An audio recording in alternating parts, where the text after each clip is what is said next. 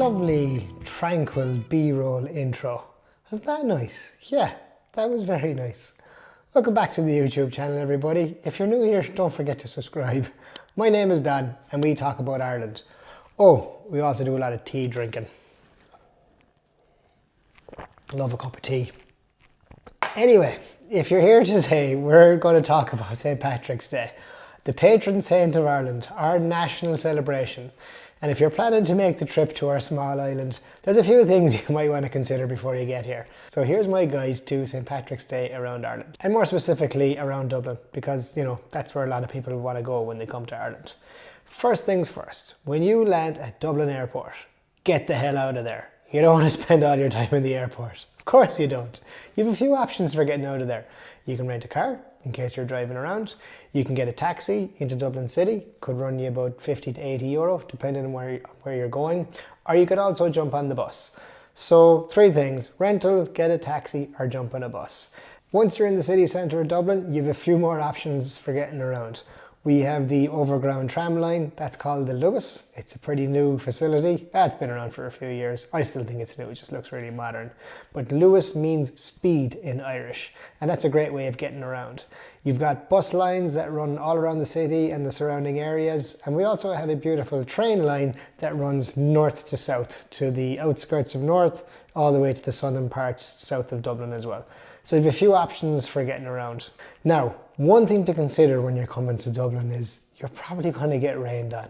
I've met lots of people that said, yeah, we visited Ireland and all we got was sunshine. And I think, wow, you got very, very lucky, very fortunate. So if you're coming here for St. Patrick's Day, it's in March. We're only just coming to spring. While the days are getting longer, there's a good chance you're going to get rained on. So bring an umbrella, bring a raincoat. Don't be surprised if you get a little bit wet. But definitely have good shoes as well. Very important. You don't want to have wet socks walking around Dublin. No one wants that. Hell no. But yeah, it won't be too cold. You don't have to pack like you're going to the Arctic, but definitely something to keep you dry. You need that all year round in Ireland. Now, you might be wondering, what are some fun things that you could do around Dublin? So I'm just going to list off a few things that I really enjoy doing whenever I'm in Dublin. Number 1 is definitely going to St. Stephen's Green. It's a lovely park in the city centre, and it's surrounded by beautiful old buildings and lots of architecture. And there's also this really nice building inside of Stephen's Green Park where there's a bit of history from the War of Independence when we were fighting against the British, where a bunch of soldiers ended up in a bit of a standoff against a whole bunch of British soldiers. And they ended up hiding out in this building, and they ran away from there and hid out in the Royal College of Surgeons, which is another building just behind it. And there was a bit of a stalemate there for a few days. And Dublin is filled with all of these lovely little historical sites that you can go check out and, just spend a few minutes learning about the history. I'm a real history buff. A couple other things that I like to check out as well. If you're going to go to the St. Patrick's Day parade right over on O'Connell Street, there's the GPO, which is the General Post Office. And again, from the War of Independence against the British, there's bullet holes you can see on the building outside that are they've been there for over 100 years. I think it was probably 1916 was the Easter Rising, and you can still see remnants of that war today. So a really cool thing to check out, especially if you're going to see the parade. The parade goes right past there. One other thing that I love, especially from the historical stuff around Dublin, is Dublin Castle. So Dublin Castle was originally a Viking settlement that goes back hundreds of years. And I think it was around the 13th century where they made a bit of a monument out of it when the British came over, and it was actually given back to the Irish in 1922 after the War of Independence, and it's been a cultural site for us ever since. So it's now run and maintained by the Irish government. So really nice thing to check out right in the city centre, and there's a good bit of history in there as well. Another thing that I definitely recommend checking out is Trinity College Dublin. It's kind of like our version of Harvard or Cambridge or something like that, all the really bright people go there, and it's got a really good reputation, and it's just a beautiful campus. You're smack bang in the middle of Dublin. There's bus lines, there's Luas lines and everything right outside the front. It's busy, it's bustling. There's historical sites inside like the Book of Kells. Plenty of culture. You can do a tour for the day. It's a nice way of killing a couple of hours while you're smack bang in the middle of Dublin. Very close to everything else you want to see. Now, you might also be wondering, what are we going to do for drink and what are we going to do for food? There's tons to do around Dublin for food. Where I'm working at the moment, over by Camden Street, up and down there, you've loads of restaurants, loads of bars, loads of coffee shops. It's really, really busy every day of the week. Really cool thing to check out.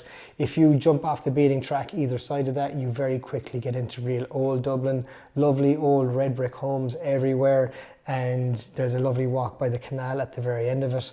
If you're looking to carry on into the evening, you can also head into Temple Bar. Keep in mind now, Temple Bar, anytime you go there, it's going to be rammed with tourists. The bars are absolutely packed. There's music pretty much every night of the week.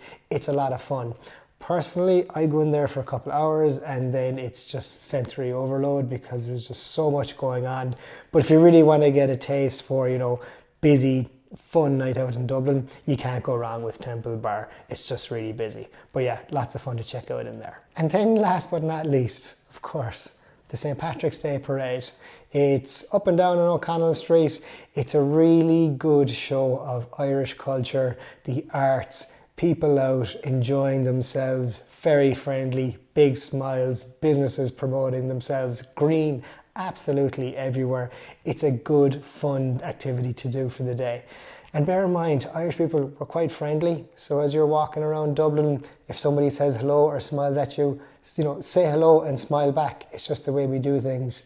As well, people might walk past you and say, how's it going? You don't have to answer them. Sometimes we just say, how are you? As a way of saying hello. I remember when I moved abroad, I'd say, hey, how's it going? And people would respond like, oh, I'm having a great day. Thanks for asking. And I'd be like, oh no, I meant that just as hello. That's just the way we say hello. We're quite friendly. So as you're here, if you're checking out Dublin or Ireland as a whole for St. Patrick's Day, make sure you say hello to people. We're very, very friendly in that way. And there you have it. That's my quick and easy guide to Dublin for St. Patrick's Day. A few historical sites, a bit of culture, things you can do during the day, places you can go at night, the activities you can enjoy. If you're into this sort of stuff, I like to update my channel with fun things to do around Ireland and more so Dublin as much as I can. Please do subscribe to the channel so I know that people are watching this, and I'll see you in the next video. Thanks for watching. Bye.